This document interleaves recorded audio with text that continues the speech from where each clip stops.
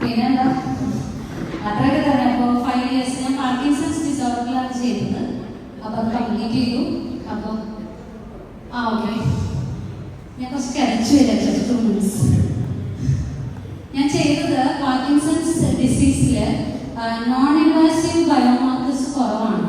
എപ്പോഴും ഡിസീസ് വന്നു കഴിഞ്ഞാൽ CSF ബ്ലഡ് എടുത്തിട്ടാണ് നമ്മൾ ടെസ്റ്റ് ചെയ്യുന്നത്. എനിവേ എത്ര പെട്ടെന്ന് ഡയഗ്നോസ് ചെയ്യുമോ അത്രയും നല്ലതാണ്.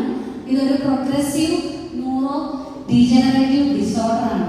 അപ്പോൾ ലൈക്ക് ക്യാൻസർ വന്നു കഴിഞ്ഞാൽ നമുക്ക് പ്രിവെൻഷൻ ഒന്നുമില്ല, ലെവഡോപ്പ് കൊടുത്തിട്ട് കുറച്ച് കൺട്രോൾഡ് ആക്കാം, അത്രയേ ഉള്ളൂ. ഇത് ബ്രെയിനിലെ ഒരു സബ്സ്റ്റാൻഷ്യൽ മേഖലയിൽ ന്യൂറോൺസ് നശിച്ചുകൊണ്ടിരിക്കുന്നതാണ് നമ്മുടെ ഈ ട്രമേഴ്സിനും ബോഡി പെയിൻസിനൊക്കെ സംഭവിക്കുന്നത്. അപ്പോൾ നമ്മളത് ചെക്ക് ചെയ്യുമായിരുന്നു. നോൺ ഇൻവാസീവ് വെച്ചിട്ട് ലൈക്ക് നമ്മുടെ സലൈവ, ബക്കൽ മ്യൂക്കോസ് ഒക്കെ വെച്ചിട്ട് നമുക്ക് പേഷ്യൻസിന് അധികം ട്രിക്ക് ചെയ്യാതെ, ബിക്കോസ് ഓൾറെഡി അത് സ്ട്രഗ്ലിംഗ് ആണ്. അപ്പോൾ അങ്ങനെ ഒരു ബയോമാർക്കർ കണ്ടുപിടിക്കാൻ പറ്റുമെന്നായിരുന്നു നമ്മുടെ സ്റ്റഡി. അപ്പോൾ അത് ഒരു 95% സക്സസ് ആണ്. നമ്മൾ സലൈവയിലും ഒരു ഇന്റർലൈക്കിൻ 6 എന്ന് പറഞ്ഞ ബയോമാർക്കർ വളരെ സ്ട്രോങ് ആണ് ഈ പേഷ്യൻസിൽ. അപ്പോൾ ഫ്യൂച്ചറിൽ ഒരു ലോങ്ങിറ്റ്യൂഡിനൽ സ്റ്റഡി നടത്തുവാണെങ്കിൽ തീർച്ചയായും നല്ലൊരു സ്കോപ്പുള്ള ഒരു സ്റ്റഡിയാണ്. അതുപോലെ നമ്മൾ ഈ പേഷ്യൻസിൻ്റെ വായയുടെ ഉള്ളിൽ ചീക്കിന്ന് എപ്പിത്തീലിയം എടുത്തിട്ട് ടെസ്റ്റ് ചെയ്തു. അപ്പോൾ അതിലും അവർക്ക് ജീനോമിക് ടോക്സിസിറ്റി, അതായത് അവരുടെ സെല്ലിൻ്റെ ഉള്ളിൽ DNA പ്രോബ്ലം കൊണ്ട് ഒരു എക്സ്ട്രാ ന്യൂക്ലിയസ് ഫോം ചെയ്യുന്നുണ്ട്.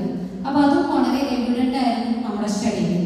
അപ്പം ബാക്കിലെ ലിറ്ററേച്ചറിൽ നോക്കുമ്പോൾ ഇതുപോലൊരു സ്റ്റഡി നമ്മുടെ ഞാൻ സൗത്ത് ഇന്ത്യൻ പോപ്പുലേഷൻ എടുത്തത് ബിക്കോസ് നിമാൻസിലായിരുന്നു എൻ്റെ സ്റ്റഡി. അപ്പോൾ എനിക്ക് സൗത്ത് ഇന്ത്യൻ പോപ്പുലേഷൻ ആയിരുന്നു കുറച്ചും കൂടി എളുപ്പം. അപ്പോൾ ഇനിയൊരു 1000 പേഷ്യൻസിലൊക്കെ മറ്റൊരു ചെയ്ത് നോക്കുവാണെങ്കിൽ ശരിക്കും പറഞ്ഞാൽ ഈ പാർക്കിൻസൺസ് ഡിസീസുള്ള പേഷ്യൻസിന് ഒരു നോൺ ഇൻവാസീവ് ബയോമാർക്കറായിട്ട് ഇത് ചിലപ്പോൾ വന്നേക്കാം. അതായിരുന്നു എൻ്റെ സ്റ്റഡി.